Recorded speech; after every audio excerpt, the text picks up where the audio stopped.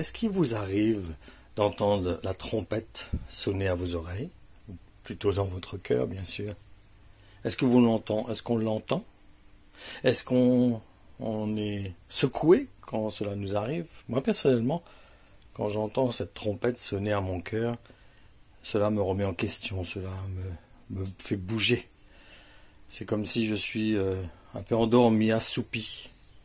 C'est comme si cette sonnette est comme un réveil qui me secoue, qui me dit « Lève-toi, bouge, va de l'avant, ne t'endors pas dans ton sommeil ». Et je crois que c'est important pour nous de considérer quand Dieu nous appelle, quand Dieu veut nous réveiller, veut nous interpeller. Car en effet, pendant que certains chrétiens qui sont éveillés sonnent de la trompette, ceci dans le but d'aider le peuple de Dieu à discerner ce qui se passe dans le dernier temps, d'autres s'opposent à la pensée de l'esprit en faisant les effaroucher. Ou d'autres encore endorment ceux qui les écoutent au travers de messages qui nourrissent plus la chair que l'esprit. Et si quelqu'un se sent offensé, c'est parce qu'on ose le déranger dans son sommeil. Il y a même ceux qui s'opposent vigoureusement à la voix du Saint-Esprit en étant prêts à mordre.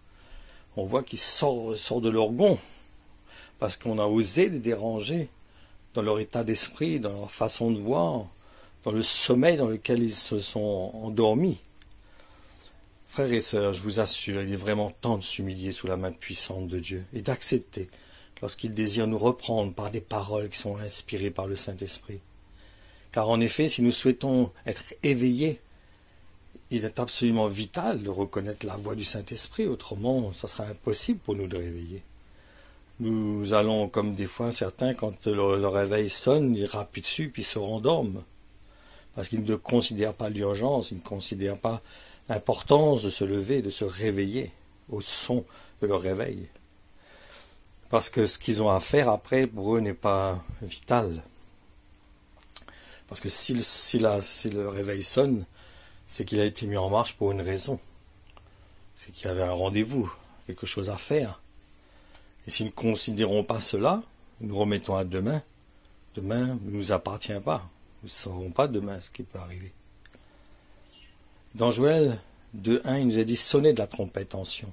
Faites-la retentir sur ma montagne sainte. Que tous les habitants du pays tremblent, car le jour de l'Éternel vient, car il approche. » C'est vrai, il approche. Le Seigneur veut nous réveiller. Le Seigneur désire que nous soyons debout, que nous soyons cette Vierge sage qui a entretenu sa lampe, qui a une lampe allumée, pas seulement qui a de l'huile, mais aussi qui a besoin d'être allumée.